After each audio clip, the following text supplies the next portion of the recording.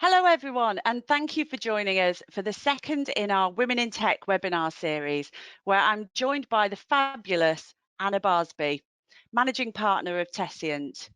If you missed the first webinar in this series, we had Charlie Lester, ultra-marathon runner and serial entrepreneur, talking about how to tackle big challenges in small steps. And you can still watch that, along with webinars on lots of other topics on the Scott Logic YouTube channel. So a little bit of housekeeping before we get started. If you'd like a copy of the slides, you can download these in the handout section. And if you want to watch this webinar back or forward it to a friend, you'll receive an email tomorrow with a link to access the recording and a link to sign up for the next one. Finally, if you'd like to ask a question, pop them into the question box and we'll take as many as we can at the end. So let me introduce you to today's speaker. Anna has been one of the UK's top CIOs and is a people and transformation leader used to delivering large-scale change across different industries. Most recently, the CIO at Halfords and Morrisons, she significantly improved the people and technology capabilities in both organisations. A judge for every Woman in Technology and Women in IT awards, Anna was also a finalist for the European CIO of the Year in 2015. Ranked number 1 in the CIO list in 2014 and winner of the CIO of the Year 2014 at the Women in IT Awards. Adding further to her impressive list of credentials, Anna is an external advisor to Bain Consulting and sits on the Retail Week Live advisory board. Anna has now started a new consultancy called Tessiant with 2 other founders. As an interesting aside, Anna has 3 lovely dogs, and I have one sat next to me right now. So I'll be amazed if we get through this webinar without any of them barking or making an appearance. In fact, if you watched Charlie's webinar last week, you'll remember that her dog decided to come and sit on her lap right at the start. But it's all part of the fun of delivering these live from our living rooms, isn't it, Anna? So over to you. Brilliant. Thanks, Claire. Hopefully everyone can hear me okay. It's great to be here, and we finally got some sunshine in Yorkshire today, so that's all good news. So today I'm going to be talking about how to create an environment for everyone to flourish, really, but with a real focus on looking at women and women in technology. We're going to start with a poll in a second, and just very keen to get your views of what you think. I've got a dog already at the door. What you think are blockers and what is stopping women achieving more seniority in technology. We have, well, I've noticed that there's a massive pool of technology talent at that mid to junior management layer. And I think we all need to do more in order to promote, coach, mentor that group of people into more senior positions. So I'll pass over to Claire now and we'll get the first poll going. Yeah, absolutely. So that's on your screen now. So that's in your experience. What are the top 2 key factors holding women back from moving into senior positions? So you can tick as many as you want here. So we've got unconscious bias, processes, lack of confidence, lack of drive/ambition, lack of role models, mentors, coaching. So get your votes in now if you can. I'm only going to give you a few seconds so that we can get on with the webinar. So if you want to choose as many as you like, and I can see lots of you are voting at the moment, which is fantastic, and it's still changing massively, but I'm going to give you 2 more seconds and then I'm going to close this poll and share the results. So here we go. Right, you should be able to see the results on your screen there. Is that what you expected to see, Anna? So unconscious bias streaking out ahead, not a surprise. I think as it's unconscious, it's harder to change. Lack of confidence, I would expect to be right up there as well from my experience. And then the lack of role models is interesting, and we will certainly be covering that today. Lack of drive being the least, again, not surprised about that. I think there's a lot of ambition, a lot of drive out there. Brilliant. Okay, thank you, everybody. So I'm just going to get started. If I can get the text to work, why is it not moving on? There we go. With a slightly controversial statement to say that leadership was invented by men, and people, when they first look at that, think, "Oh my God, that's how could you possibly say that?" But if you look at it historically, centuries ago, all leaders were men. So therefore, that dog. Tell me if Claire, tell me if the dog is too loud, and I'll sort it out. So leadership was invented by men, and it is therefore based on their natural talents and their style. It's not surprising, really. But the disappointing thing, I think, is even today, our expectations are still based on that male definition of leadership. And I think, my view is we need to consciously reset our expectations of what is a great leader. Otherwise, that unconscious bias is going to be with us for a very long time. And unless we do something very deliberate and very change orientated, then we will not move on. But I think this is important, not just for gender, but also for parents, for carers, for people who actually want a more flexible way of life, but still being leaders. I think it's important across the board. And I think because diversity and inclusion are trending at the moment, and they're things that everyone feels they should have to have in their organisations. I know some people properly live by that. Other people just feel that they need to have it to tick a box. But I think it's important that we ride that wave, but we make sure we're very, very deliberate in the conversations we're having, and that we are addressing some of these elephants in the room, like the one that I'm trying to get across in this slide. But I do think all of us, and that is as men and women, need to find our own leadership style and reset expectations and role model, back to the point in the poll, to make sure that we are therefore moving the agenda on, and that leadership isn't binary, like I think it is today, and the way that we are judged as leaders. So the next slide, I'm talking about processes being biased, and I think we've got another poll in a second. But what I just wanted to talk about was, I mean, this has come from 2019 from a government paper, so it's fairly recent. They had over 100 case studies, and it was about that need to have very clear processes for promotion, to make sure, because we're all guilty of it. It's not, we can't just say this is a masculine thing where you've got unconscious bias. We are all guilty of creating teams in our own image. I've had teams where actually I get on brilliantly with them, and socially they're amazing, but you can turn into a bit of a yes team as a leadership team, and that's no good. You need some tension. I mean, not the other end, so that you're not creative because you've got the tension overtaking. There's a definite balance, but I think you've got to have that that environment where you do have a mixture of different backgrounds, different thinking. Different genders often lead to the different thinking and backgrounds, but it's not binary again. So I think it's very, very important that we take a look at all the processes, because processes themselves can be unconsciously biased. So Claire, can we just go to the poll, please? Yeah, absolutely. So, second poll that we are asking you, let me just set this up for you. Do you have experience of any bias in processes where you have worked? So again, you can select as many as apply. Your options are recruitment process.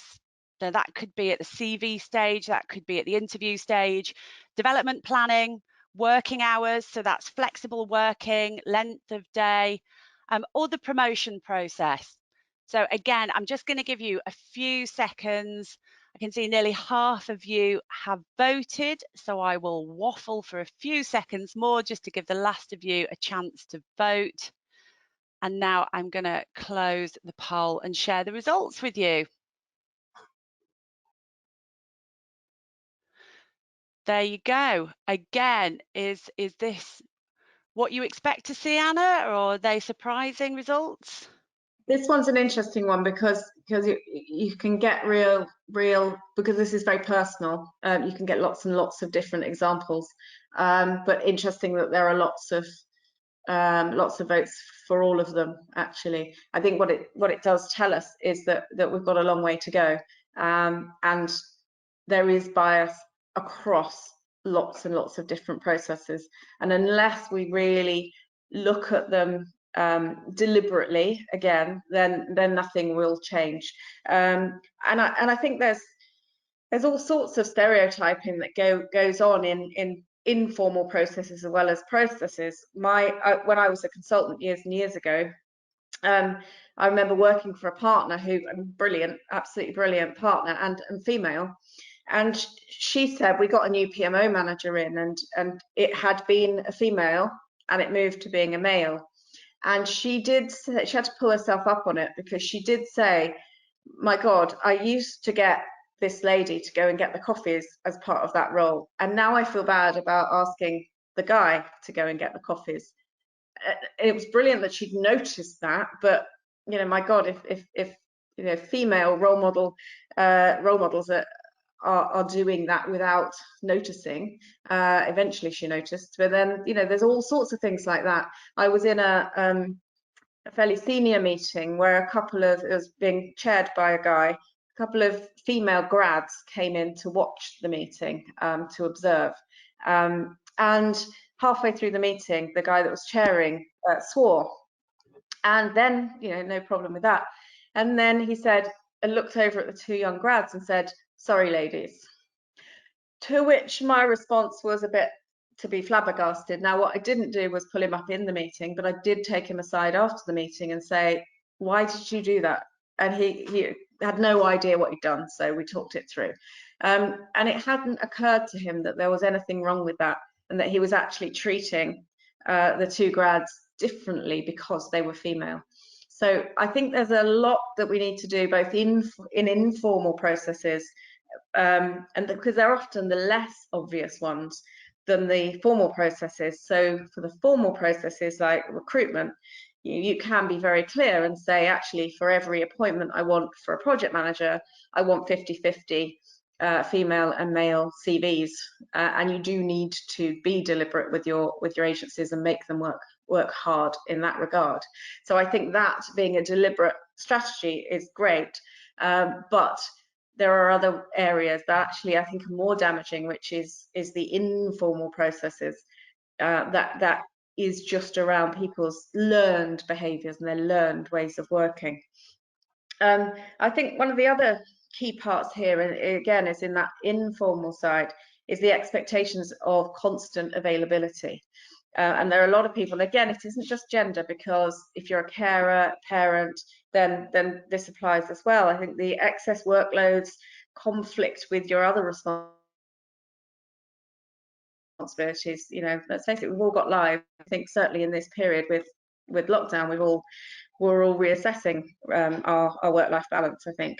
But I think, you know, it's fair to say that the majority of those caring roles do fall to women still in this country, and there are a shortage of part-time options. And I know in retail have tried to do, there's some good examples of job sharing for store managers, for example, but it is not a widespread practice, and it is not something that is encouraged, because traditionally the view is that it's very long hours, you have to move around the country a lot, and therefore that wouldn't suit women. Now that's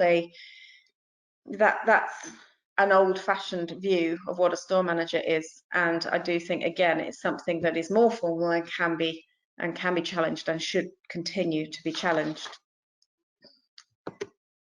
So quotas, my view is that quotas are biased, and I'm not saying that they're all bad, because what a quota can do is it raises the fact that you haven't got the right blend or the right numbers of the gender balance or whatever the diversity is that you're trying to achieve.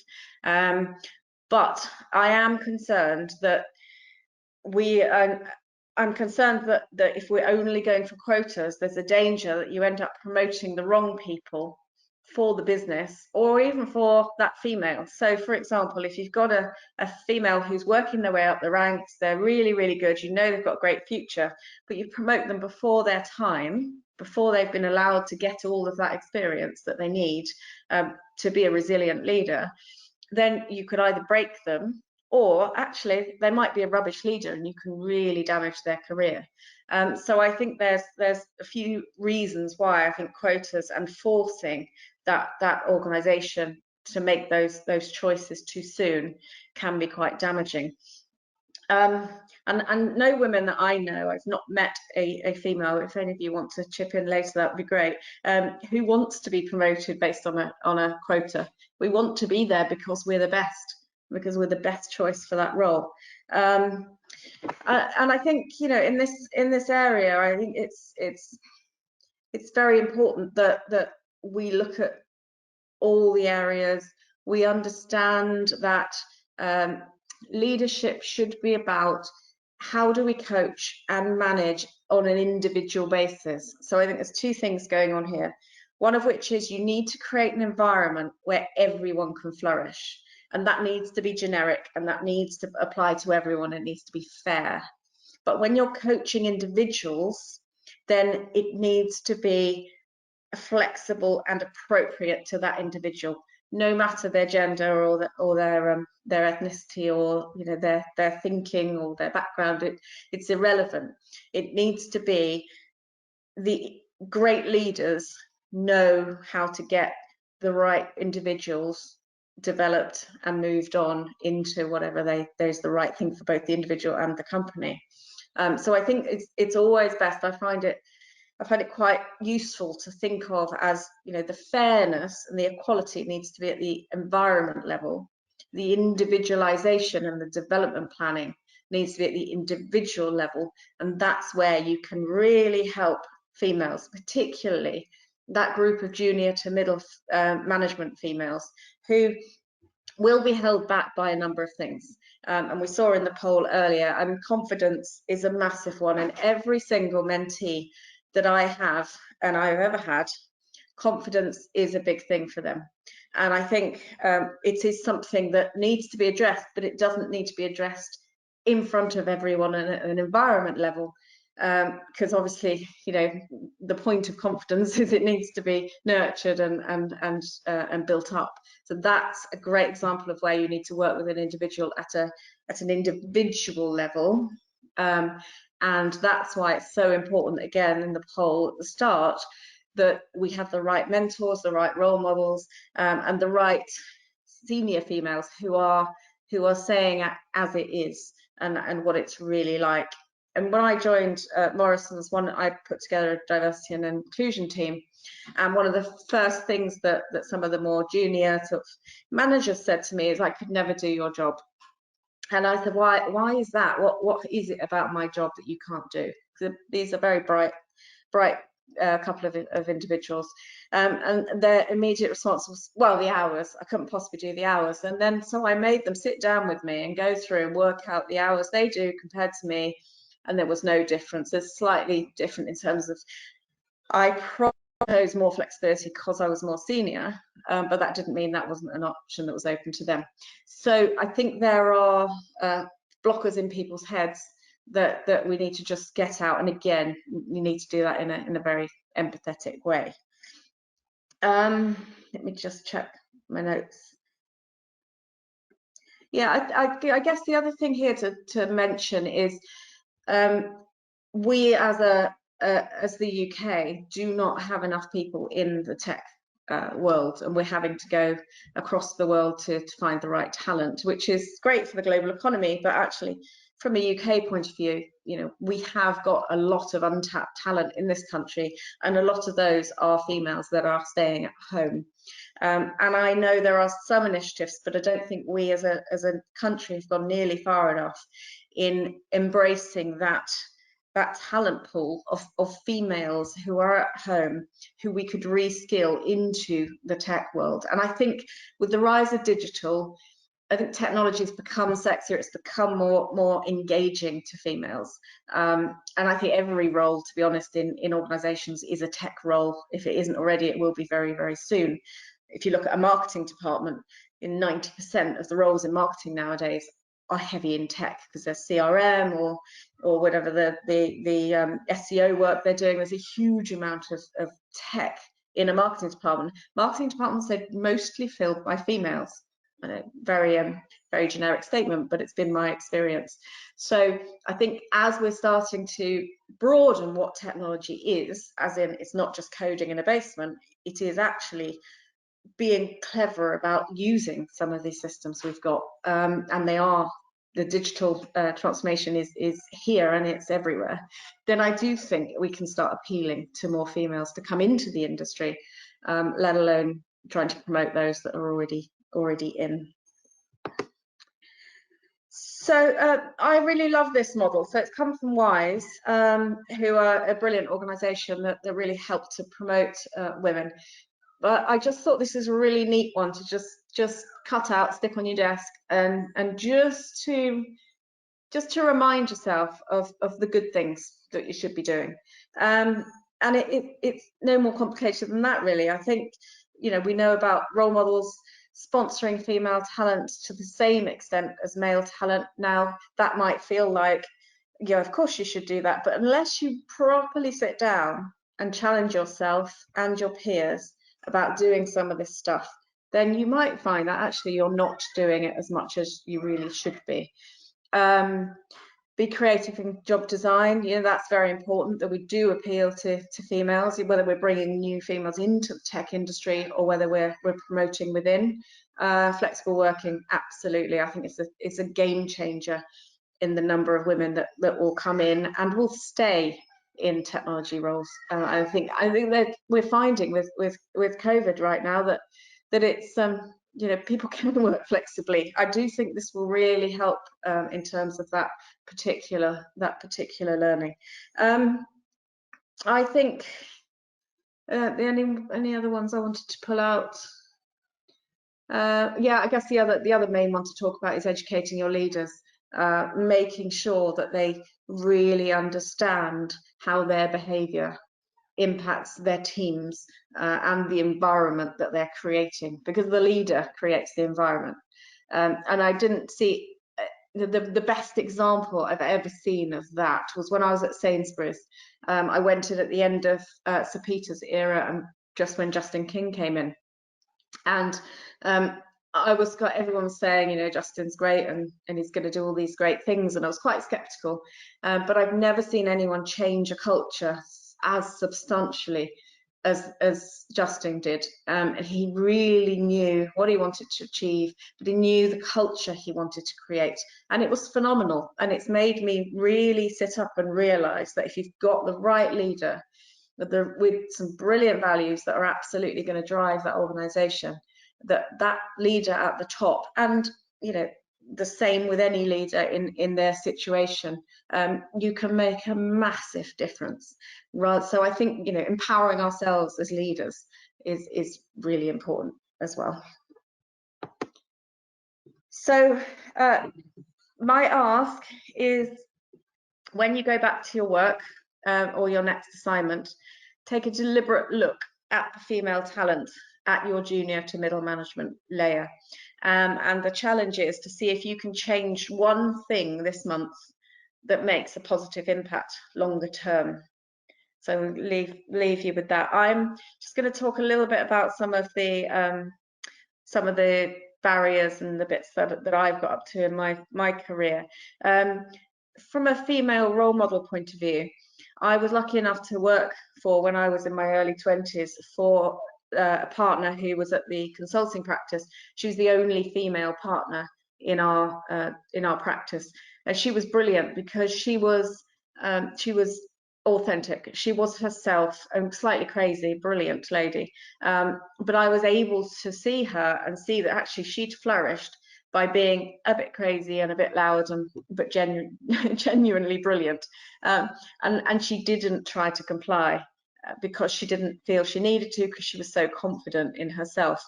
That, I think, looking back on my career, has really made a difference.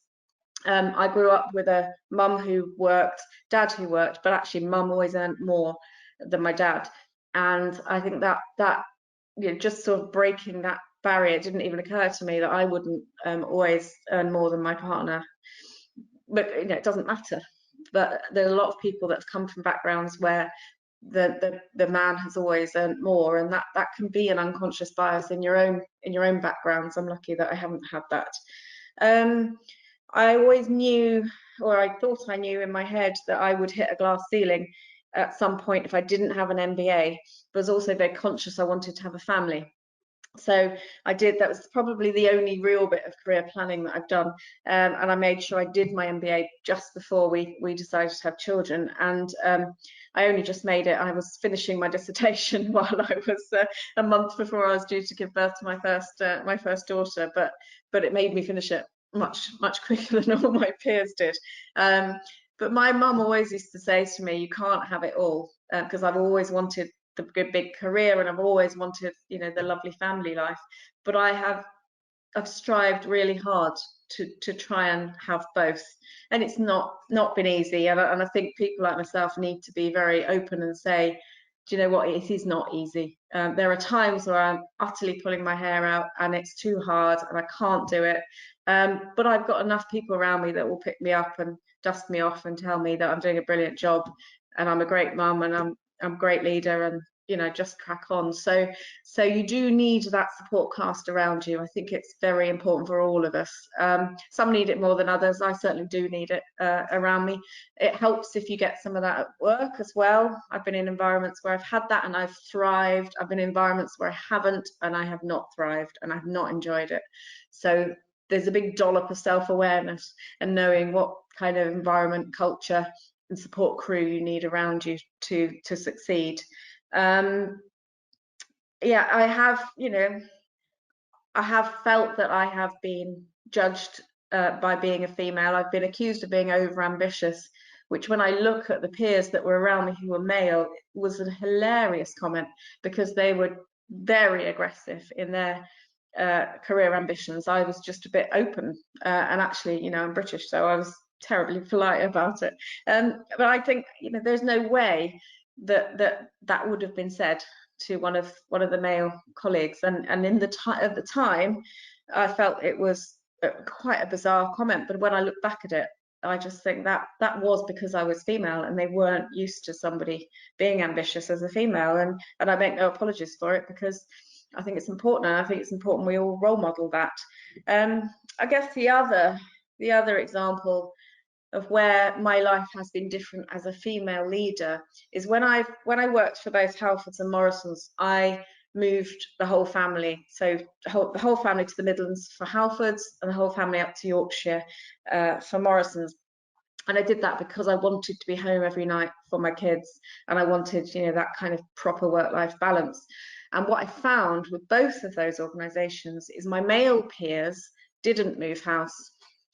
They just travelled and they stayed away a few nights a week, and they made it work that way. It was very different.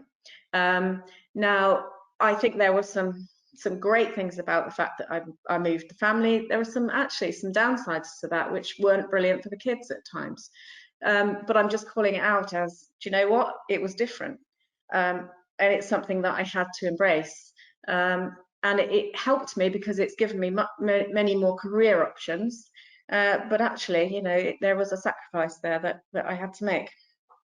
So I think that's the main things that I just wanted to talk about today. So that was half an hour. I'm hoping that we'll get some questions and we can have a bit of a conversation, because it's very odd just talking to an empty screen. But just very briefly, just to let you know that I founded Tessiant now with two others. We feel that we've got a great mix of industry experience, like myself. One of our partners is from a recruitment background, the other from management consultancy. So it's a really great mix, and we're already, we started in January, brilliant timing to start a new business. But we've already got 3 brilliant clients, 2 of which in retail, one in the healthcare sector. So yeah, just let us know if you know of anyone that could do with a hand. We're generally about delivering strategic or program delivery stuff. And yeah, I'm going to pass over to Claire now. Thank you very much for listening.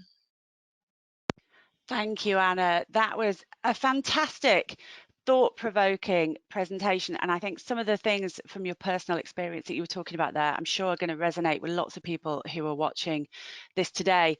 And we're going to be able to explore some of those points further as well when we hold our panel discussion on the 15th of July, which is going to close this Women in Tech series.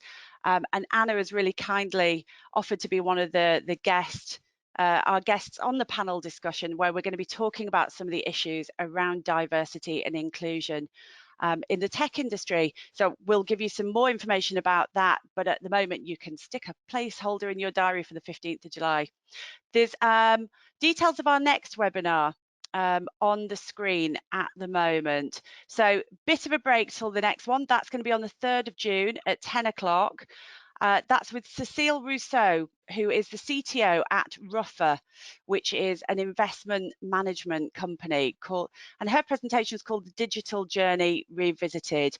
Don't worry if you can't scribble down that link to join, because you will get an email tomorrow. As I mentioned at the beginning, it will have the link to watch the recording of today's webinar, and it will have the link for the next webinar as well, so that you can register for that one. So I hope you can join us.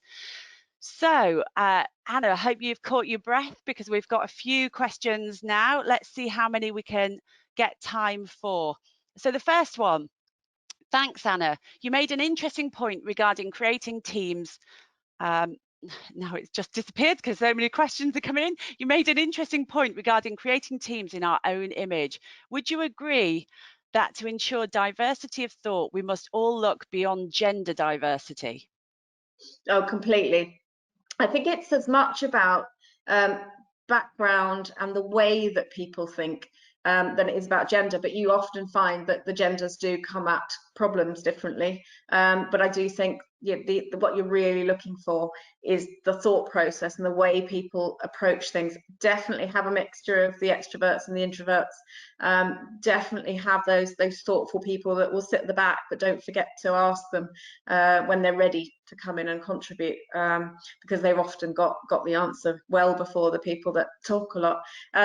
But different experiences, different backgrounds. I mean, I'm a big fan of having people from different industries in teams, but I know some industries are quite, they can be a little bit narrow in we only want people from the travel industry, or we only want people from the finance industry. I do think we need to broaden that, because I think you can get some brilliant background and just experience, the way people think, the way people look at the world. I was in a store with one of the chief execs when we were looking at a new trolley that was going to be used for replanning the shelves, and all of the guys there were talking about the ergonomics of the thing. But because I'm the one that goes out and does the weekly shop, I was looking at it from a customer point of view, and I just said, well, that's too big. It will just annoy me is in the aisle when I'm shopping. And that kind of did a double take and said, well, that's why you need diversity, because somebody is always thinking of it from a different point of view. So yes, completely agree.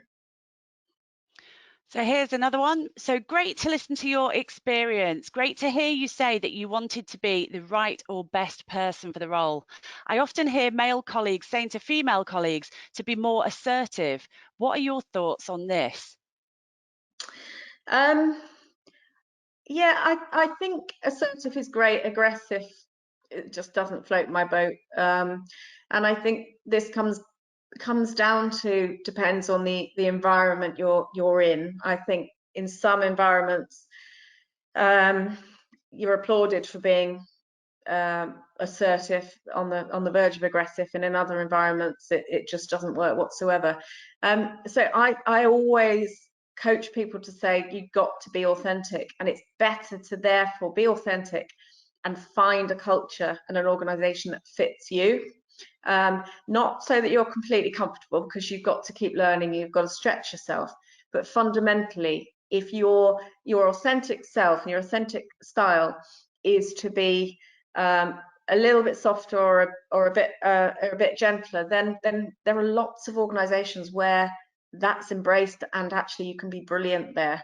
if you're constantly being told you're the wrong sort of style, then if you try and change your style, you'll be exhausted, because it is exhausting trying to be something you're not.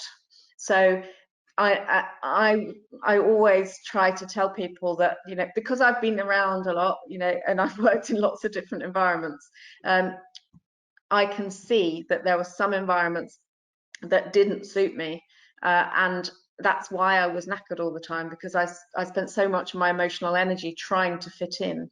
And there are some environments where I've just flourished because it's properly worked. So I would advise lots of self-awareness, and then if you're joining an organization, lots and lots of research in their culture and their style, because I do think that's the difference between when we flourish and when we don't. That's great advice. So the next one, lovely webinar, Anna. I worked at Morrisons a while back and always admired you. How did you deal with being unapologetic about your ambitions and getting a bad reaction from others around you at work? Well, I have to tell me what my bad reaction was, but um, you know what? You've got to be true to yourself. You've got to make sure that whatever job you're in, that you are absolutely adding value to that organization. But you've got to add value to yourself as well. You've got to be learning and you've got to be developing. So I do think there's something about being more selfish, and I think you kind of start to get that as you get a bit older. I think when you're young, you try and please everybody. And, I've definitely been guilty of that in the past. And I wish I hadn't. I wish actually I'd been a bit more, no, do you know what? This is me. And this is, I know I'm great at what I do. And if you want that, brilliant. And if I fit, brilliant. If I don't, then do you know what? There are other places that I'll thrive and work better. So I think it is about being a bit more selfish. And I do think, and again, it's a real generalization, but I do think a lot of women are too unselfish, and I think we need to get a bit more selfish. Right then, we're going to take one more question. So this one is, how did you manage transforming mistakes into learning to help a career without regrets? As they say, with mistakes come experience. I think we all make mistakes, don't we? I think whether you call them mistakes or whether it's just hindsight, and therefore you just have to move on. I think the key is to learn quickly and to be very upfront and open and say, look, we've tried this, it didn't work, right? What was wrong with it? What hasn't worked? How are we going to do things different? And I think it's you shouldn't get things wrong twice. And I think if you get things wrong twice in the same way, then you've definitely missed something. So I think once is absolutely forgivable, and actually in many ways, assuming it doesn't damage anything too fundamentally, should be encouraged, because you're right, you do learn from mistakes as a business. But I think doing the same thing and not learning and making those mistakes, that's the bit that is unforgivable. That's the bit that you need to be picking yourself and your teams up on. That's great. Great advice, and let's leave it there. So I just want to finish off by thanking you, Anna, so much for taking the time to do this webinar today. It's massively appreciated, and I really look forward to your participation in the panel debate on the 15th of July. And I just want to thank everybody else for listening today. There's lots of comments coming in saying how much you've all enjoyed this webinar, which I'm delighted about, and I hope that you can all join us for the next one on the 3rd of June. Until then, enjoy the rest of your day, and bye for now. Thank you.